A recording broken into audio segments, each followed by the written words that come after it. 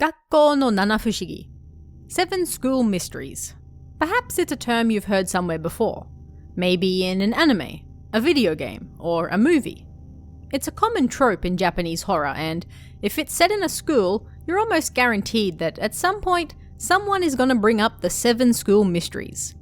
They go hand in hand, like Kuchisake Onna and her slit mouth, or Hikiko-san and dragging things. You can't have one without the other, it seems. But why? Where did the tradition of schools having 7 mysteries come from? This week, we're delving into the dark tale of the 7 school mysteries to find out why. The Gakkou no Kaidan boom started back in the 1990s. Of course, scary stories set in and around schools have been around for as long as schools have, but this particular fad reached its peak in the 90s, thanks to the Gakkou no Kaidan series published by Kodansha. Now, it's important to note that they weren't the first. In the late 80s, famed writer and researcher Matsutani Miyoko released a book that gathered school ghost stories from around the country, and it's believed that this particular volume helped spread these stories even further. Ever wondered why almost every school has its own version of Hanako-san, or why most kids think that the anatomical model in the science room moves around at night? We can thank Matsutani for her part in spreading the word, and in the early 90s, she worked with a team to also release a series of 12 Gakkou no Kaidan comics. Meanwhile, the Gakkou no Kaidan series published by Kodansha has, to date, put out 24 volumes, and was also turned into both a movie and anime series, the latter of which even made it to the West with some interesting changes. Go look up the Ghost Stories anime which aired in 2000 if you want to learn more about what happened there. This sudden wealth of media dedicated to children was extremely well received by them, and why wouldn't it be? It told scary stories about the place they spent most of their daily lives, the place most of them already found pretty scary to begin with. But what if there was a ghostly girl lurking in the toilets? What if the Beethoven portraits in the music room looked around while nobody was there? Kids realized that schools could be even scarier places than they already were, and they loved it. Both Gakkou no Kaidan series were so popular that school libraries stacked their shelves with them as well, making it even easier for children to read about the terrifying happenings that could be taking place right there in their very own school. Many schools still have these same books in their libraries today, spreading the stories constantly to a new generation of readers. Entire books have been written on why schools in particular seem such rich breeding grounds for scary stories. Schools in Japan seem to have a wider variety of terrifying tales told about them than any other place on Earth. It isn't just a ghost lurking in a closet, or a hand reaching out of the toilet. Schools are chock full of the supernatural, from the front gate all the way up to the school roof, and, if you think about it closely, for good reason. It has been argued over the years by many Japanese researchers far more knowledgeable on the subject than myself that schools are such fertile breeding places for not just ghosts, but all sorts of scary stories, because they are both familiar and unfamiliar at the same time. Children, especially in Japan, spend so much of their daily lives at school. In elementary schools, most children arrive somewhere between 7 and 8 a.m., and then, depending on grade, don't leave until somewhere between 4 to 7 p.m. When they reach junior high school, those hours can become even longer. During winter, this means that children are spending almost every single daylight hour at school. That's a lot of time. But think about a school. It's not just classrooms. You don't necessarily sit in the same room all day long. You spend most of the day there, yes, but there are other places you move around to as well. There are the toilets, the gym, the music room, the science room, etc. All of those fun extracurricular activities that give children a chance to get out of their stuffy old classroom and into a different, somewhat foreign environment. And as researchers have discovered, it's these places that are the most ripe with stories of the unknown. Many of these spaces are empty for large portions of the day. In a school with thousands of students, you may be the only person in the toilets during class time. But who's to say that something else might not be lurking there too, waiting for that lone kid to come in during class and pull them into the toilet? And while schools are full of life during the day, with boisterous children running around and staff filling the various halls and rooms, come nighttime, that massive building suddenly empties out. Few schools employ night guards anymore, but even if they do, that might be only a single person with a torch walking around a large, empty, and often drafty building. The atmosphere changes entirely. The warm, familiar, comfortable feeling a school holds in the daylight is completely different to the dark, echoey, unfamiliar place it becomes at night, devoid of people and devoid of life. Research done into scary school stories reveals that the great majority of stories take place either in one of the special rooms outside the classroom, where children spend most of their day, at night, when no one is around, or occasionally, both. Stories that take place in areas where children frequent most of the day, such as the classroom, are comparatively rarer. They exist, of course, but they're not as common. With that basic history lesson out of the way, how does that tie into the 7 school mysteries specifically, and what are they? The term nanafushigi is itself a translated foreign origin word. It comes from the English 7 wonders. We have the 7 wonders of the ancient world, the 7 wonders of the modern world, even the 7 wonders of the natural world. There are all sorts of wonders that are grouped into 7, and back in the Edo period, Japan adopted this term for themselves as well. Fushigi can mean wonder, but it also means mystery, and this is the meaning that became popular. The Honjo Nanafushigi are perhaps the earliest case of this term being adopted for scary stories in particular, with Honjo being an area of Edo, now Tokyo. Ironically enough, there were actually 9 Honjo mysteries, not 7, and this was a trend that would continue into modern times. There didn't always have to be strictly 7 stories, and sometimes variations or other popular tales snuck their way in as well. With the Gakko no Kaidan boom in the 1990s, this term was used more and more for schools as well. It seemed each and every school around the country developed their own set of 7 wonders, 7 mysteries, and if you were unlucky enough, you might just stumble across one while you were there. These 7 school mysteries, while generally unique to each school, often share crossovers thanks to the popularity of certain stories told within the Gakko no Kaidan series. There are some mysteries that are universal, so let's take a look at a few. Perhaps the most famous of all, the story that needs little introduction, is Hanako-san of the toilet. While her origins may stem from as far back as the Edo period, the story of Hanako-san as we know it today became popular in the 1950s. Known as Hanako-san of the third stall, summoning her generally involved going into the toilets on the 3rd floor of the school and knocking on the 3rd stall 3 times. Then you summon Hanako-san and voila, she appears. Why anyone would want to do this is unknown, because she'll then drag you into the toilets with her. But that's the charm of it. Summoning a ghost so powerful it could drag you away with it. It's thrilling. It's scary. It's exciting. It had children all over the country testing it out. This particular story spread long before the internet, and long before the Gakko no Kaidan series as well. Hanako-san is a true OG who spread the old-fashioned way, through word of mouth.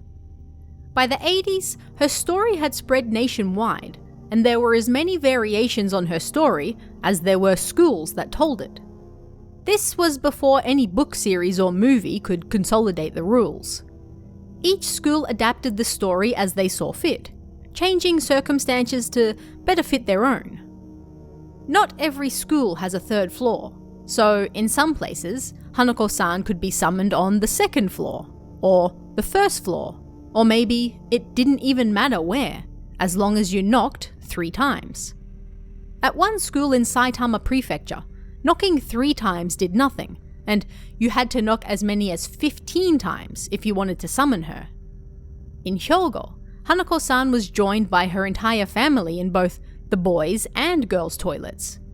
At a school in Nagano, you called out for Yukiko-san rather than Hanako-san. At a school in Chiba, it was Mi-chan. The list goes on, but by the time of the Gakko no Kaidan boom of the 90s, there were already few children who hadn't heard of Hanako-san, and she continued her reign long after as well.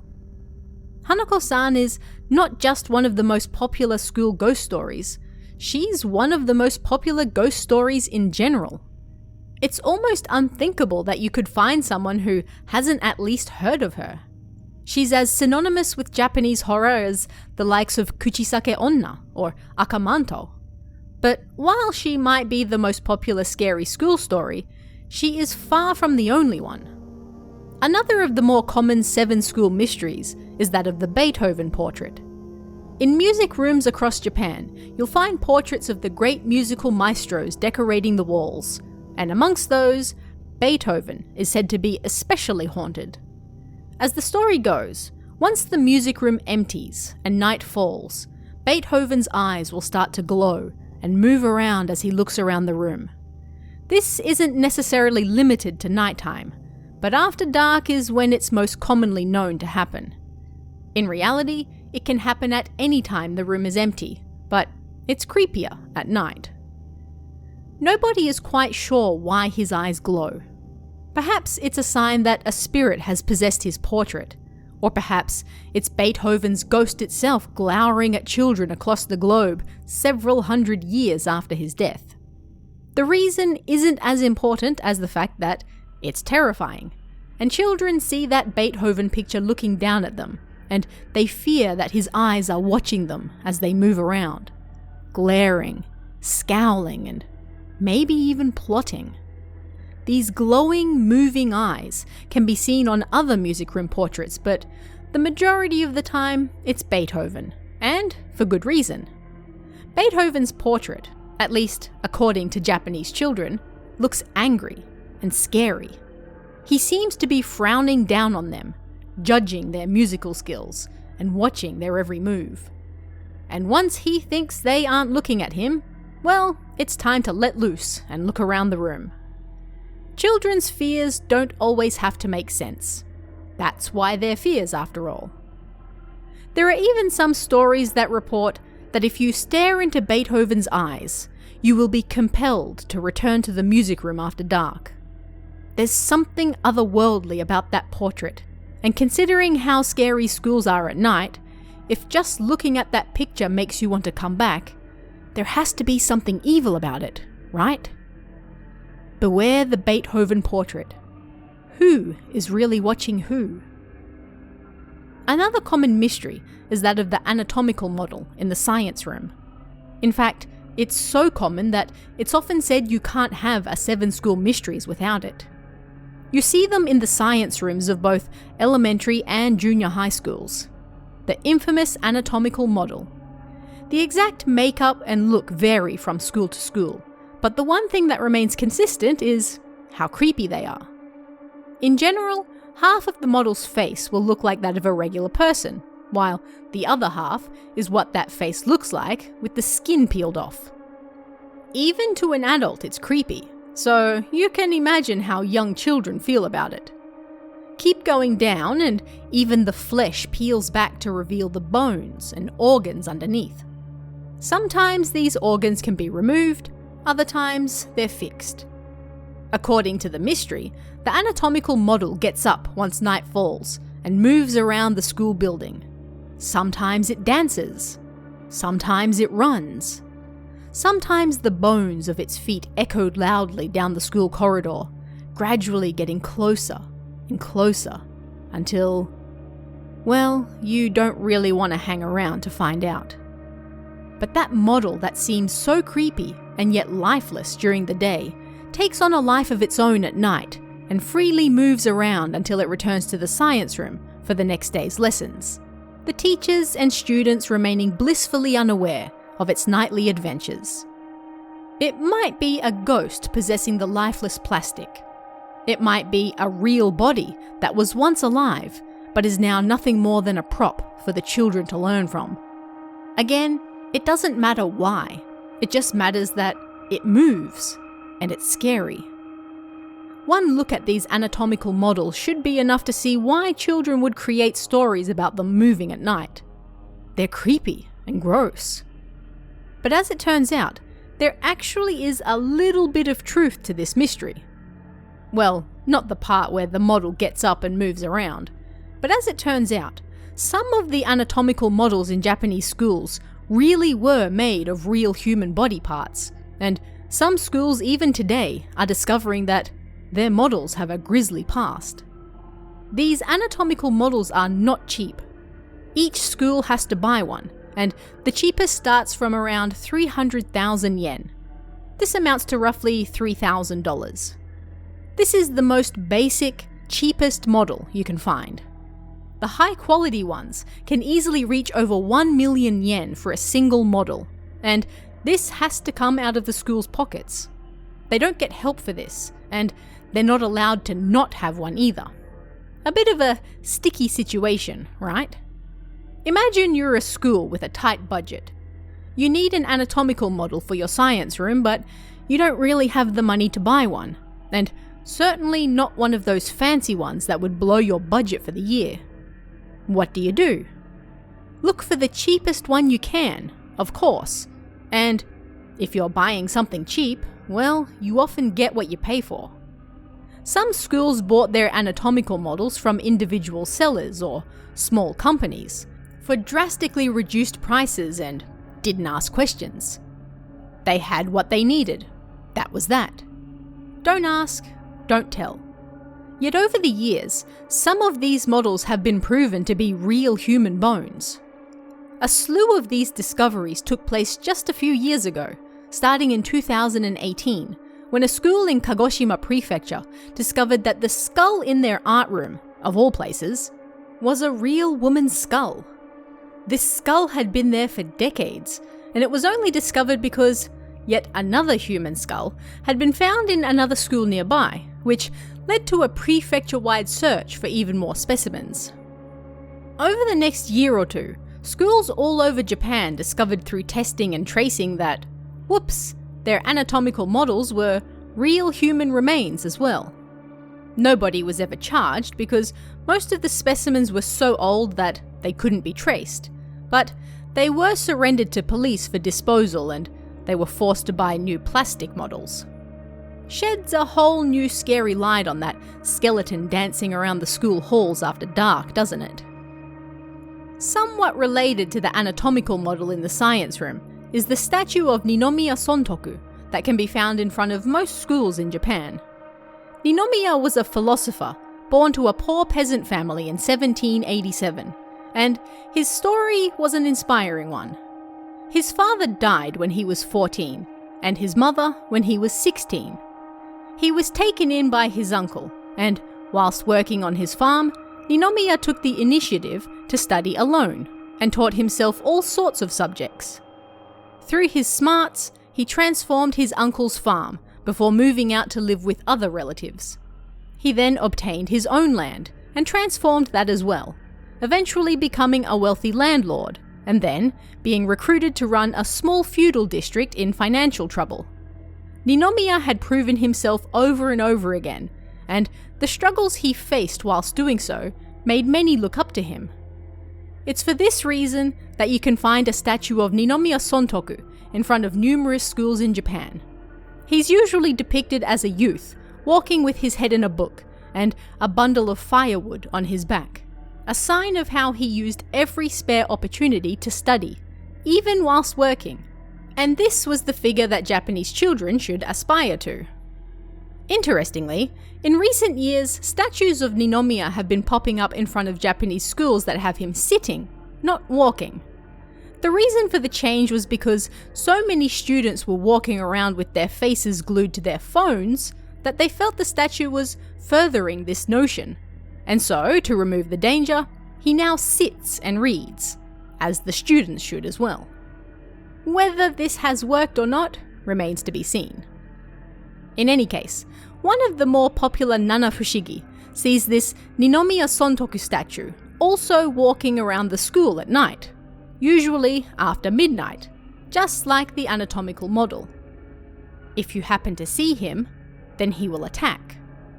Just like Beethoven, his eyes glow, and he flicks through the pages of his book as he either walks or runs.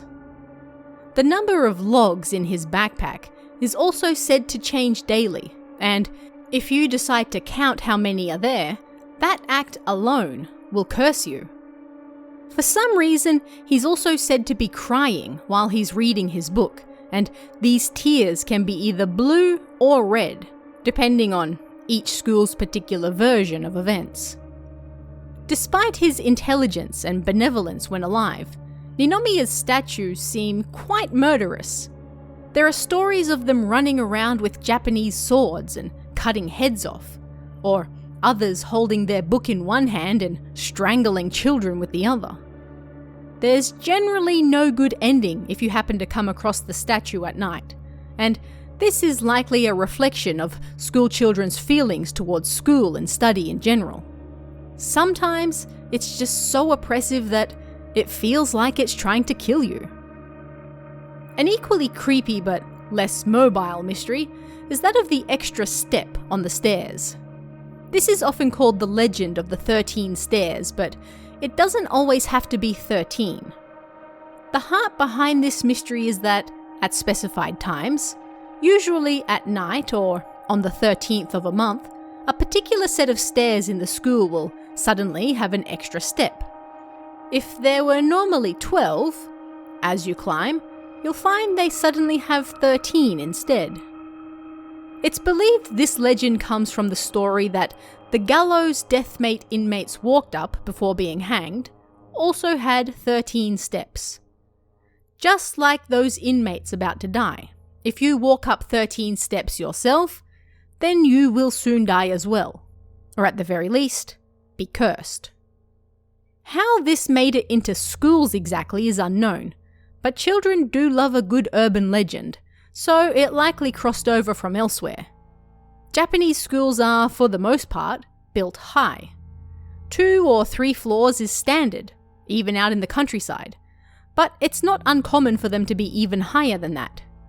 This means a lot of stairs, and there's something we use daily without paying much attention to. But what if you did? And what if you noticed one day that something was off? The stairs felt just 1 step too high. That unnatural feeling is not just unsettling, it's chilling. It's a tale children still tell today, and in fact, many still seek these 13 stairs out, even knowing that climbing means potential death. Whether they can actually find them is another matter entirely, though. Heading back to the music room, most schools have a piano, and that piano will go large swaths of the year untouched. It's usually only played by the music teacher during lessons, and perhaps the few students at school who are also learning how to play.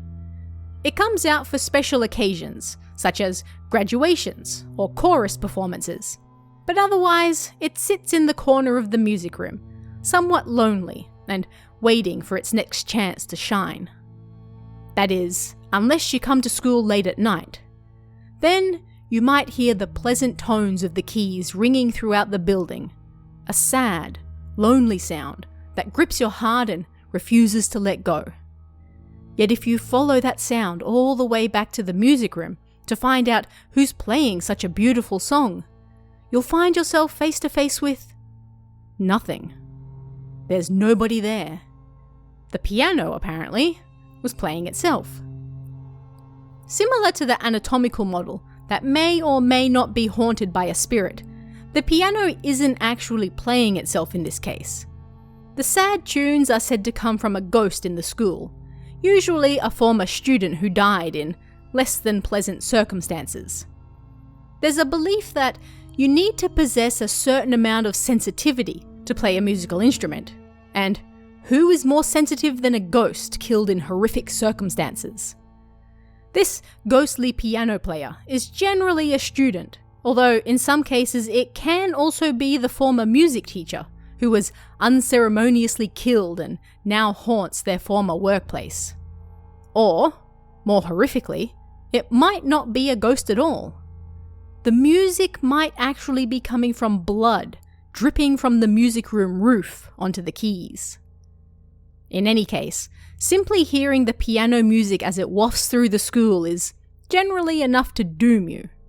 In some cases, hearing that ghostly music from beyond the grave is enough to kill you as well. Like all school mysteries, some things are better left unknown, and the source of that mysterious music is one of them. Finally, although certainly not the last mystery, there are mirrors.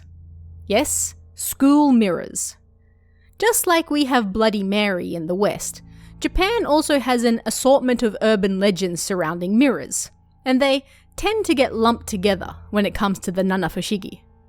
In the Shinto religion, mirrors are said to have protective qualities. There's a reason you often see them inside shrine halls, and one of Japan's 3 sacred treasures is a mirror. They are supposed to ward off evil, but apparently schools missed this memo, because there, mirrors are nothing but evil. One mystery claims that if you go and look in the toilet's mirror at a certain, unspecified time, you will see your future reflection looking back at you. This isn't just an older version of yourself, however.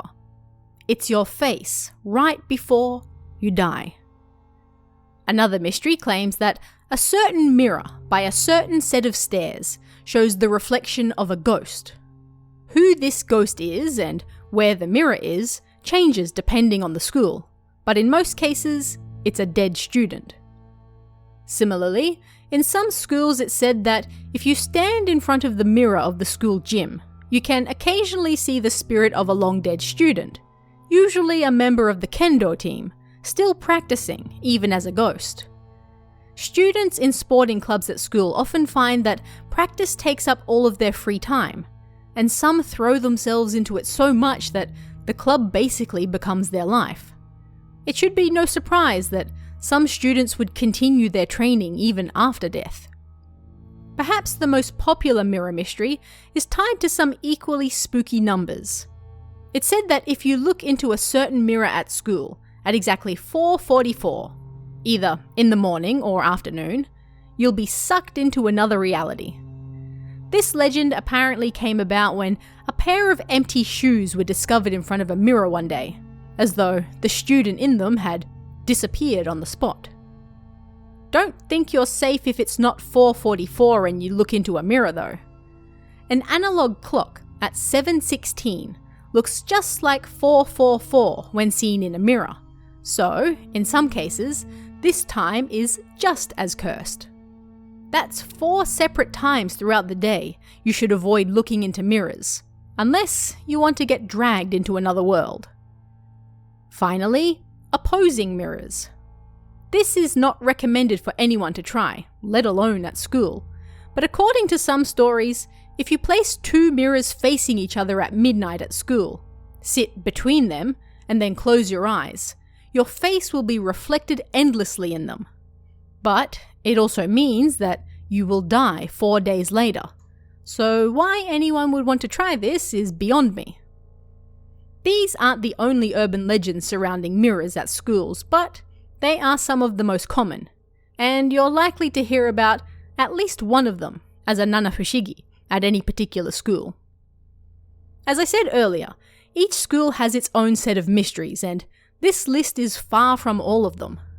Notable runners-up include the sealed room, usually an old classroom that children aren't allowed into for whatever reason, often believed to be a suicide where the ghost of said student or teacher now permanently resides. There's the ghostly broadcast, an announcement that plays over the school speakers by an unknown voice, and when people arrive at the broadcast room, they find it to be empty. There's also the pool ghost, usually that of a student who drowned during swimming lessons and forever after haunts the pool, trying to drag other students down with them as they take lessons and leaving nasty bruises in the shape of a handprint on their legs. At some schools, if you stay behind too late, you might get trapped in the school forever, and if you hear the school bell ring well after school hours have ended, it's all over. That's not a bell signifying the start or end of class. That's a bell signifying you've now entered the realm of the dead, and once you're there, there's no going back. Another shocking tale, similar to the kendo player seen practicing in the gym mirror, is that of the basketball club member who practices long into the night. Only he or she is headless, and the ball they're dribbling and shooting into the hoop is their missing head. In more modern times, a story has passed around of a student who got locked in the computer room after hours and died. Their spirit now haunts the computers, appearing suddenly on screens when students are trying to work. And many Japanese schools, even today, have a public phone near the teacher's room that students are able to use to call home. One legend claims that if you call a dead person's phone number from that phone, they will come to pick you up instead, taking you back with them to the underworld. The list is seemingly endless. Depending on the location of a school, its unique history, the types of students, and even the type of building it is, everything comes into play when deciding what mysteries will become popular there.